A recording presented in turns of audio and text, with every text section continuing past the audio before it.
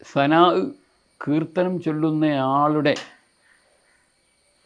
ശബ്ദവീജികൾ അതിനെ അല്ലാഹു സുബ്ഹാനഹു വ തആല ഗൗരവത്തിലെടുക്കുന്നു. ഇതാണ് സമിഅല്ലാഹു ലിമൻ ഹമിദ എന്ന് പറയുന്നതിൻ്റെ പൊരുൾ. ആ ഒരു പറച്ചിൽ അല്ലാഹുവിൻ്റെ റസൂൽ നടത്തിയപ്പോൾ ഫഖാല റജുലും വറാഅഹു, ബാക്കിൽ നിന്ന് ഒരാൾ പറഞ്ഞു. ഈ ഒരാൾ പറഞ്ഞു എന്ന് പറയുന്നത് മറ്റാരുമല്ല, റിപ്പോർട്ടറായ റിഫാഅത്ത് എന്നവർ തന്നെയാണ്.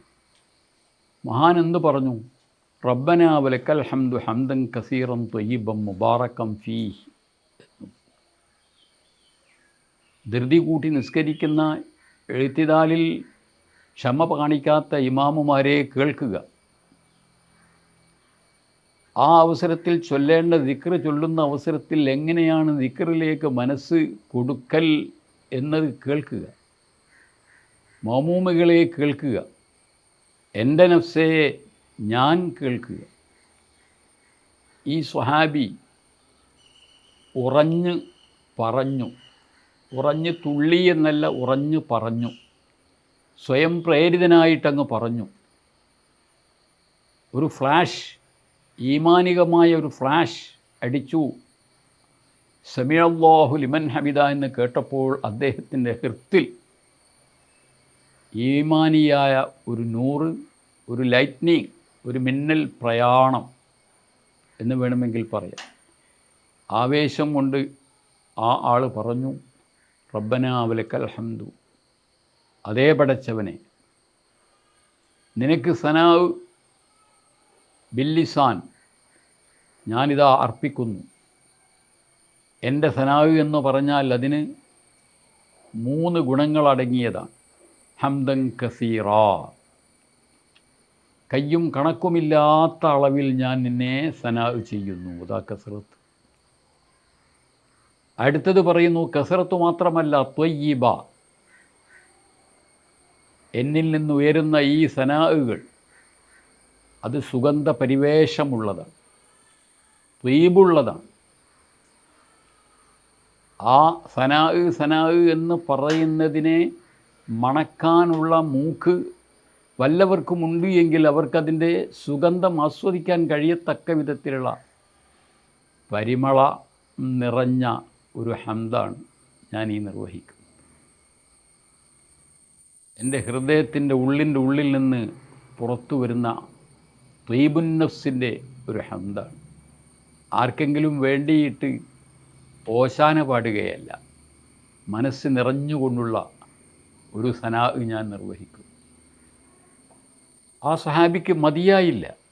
അദ്ദേഹത്തിൻ്റെ സനാഹിനെ അദ്ദേഹം തന്നെ അതിൻ്റെ ഗുണം പറയുകയാണ്. മുബാറകം ഫീഹി, ഞാനിപ്പോൾ നിനക്ക് ഒരു സ്തുതി അർപ്പിച്ച് പോയാൽ അത് പിന്നെ പിന്നെ പിന്നെ പർവ്വതീകൃതമായിരിക്കണം.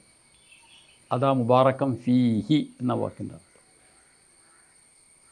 അമീബ 2ആയി മുറിഞ്ഞു, പിന്നെ 4ആയി മുറിഞ്ഞു, പെറ്റുപെരുകി എന്നൊക്കെ കേൾക്കാറില്ലേ? ഇതിനെ നമുക്ക് ബർക്കത്ത് എന്ന് വിശേഷിപ്പിക്കാം.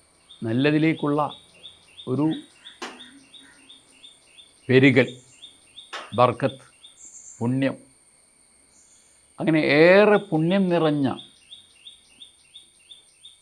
ഏറെ മനസ്സംതൃപ്തിയോടുകൂടെയുള്ള, അംഗസംഖ്യ വളരെയധികം കൂടിയതായ രൂപത്തിലുള്ള ഒരു സനാഹ് ഞാൻ അർപ്പിക്കുന്നു എന്ന് സമിഅല്ലാഹു ലിമൻ ഹമിദ കേട്ടതിൻ്റെ പേരിൽ താൽക്കാലികമായി ആരും പറഞ്ഞു കൊടുത്തിട്ടുള്ളതല്ലാത്ത വിധത്തിൽ ഒരു ആവേശത്തിൻ്റെ ദിക്ർ അദ്ദേഹം ചൊല്ലി. ബുഖാരിയുടെ ഹദീസാണ്.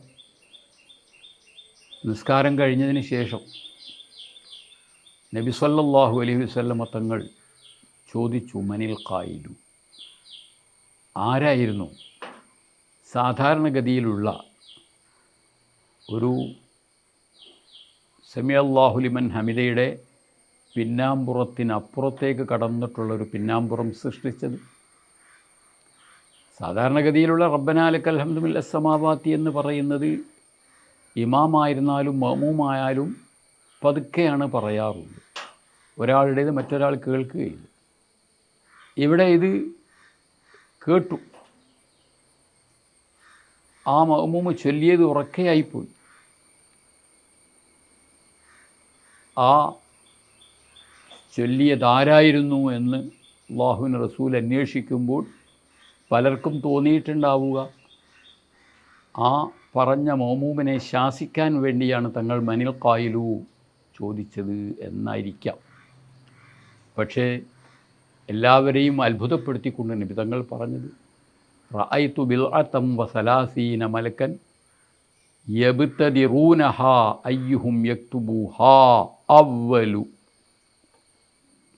റഅയ്തു എനിക്ക് കാണാൻ കഴിഞ്ഞു ബിൽഅതം വസലാസീന 30-ൽ പരം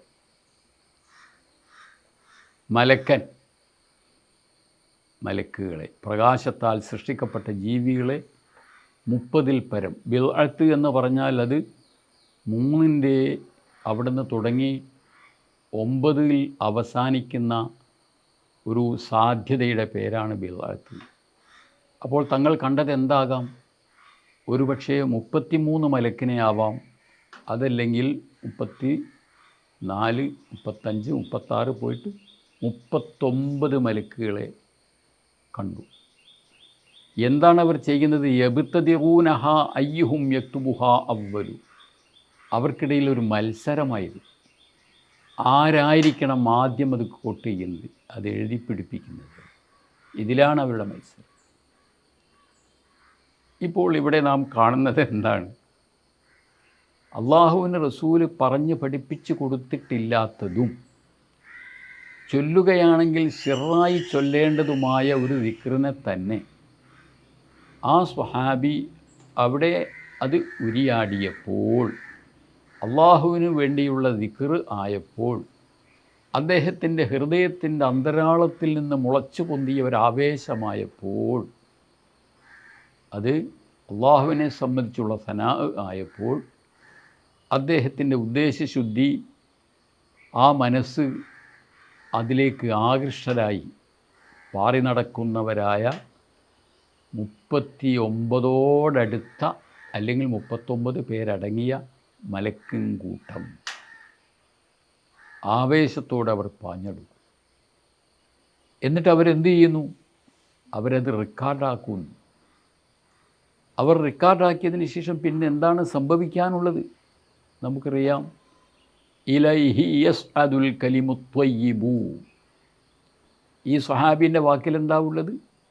ഹംദൻ കസീറൻ ത്വയ്യിബാ. ഖുർആനിൽ എന്താ ഉള്ളത്? ഖുർആനിലുള്ളത് അള്ളാഹുവിലേക്ക് യസ്അദു, സ്വീകാര്യതയുടെ കവാടം തുറക്കപ്പെടുന്നു.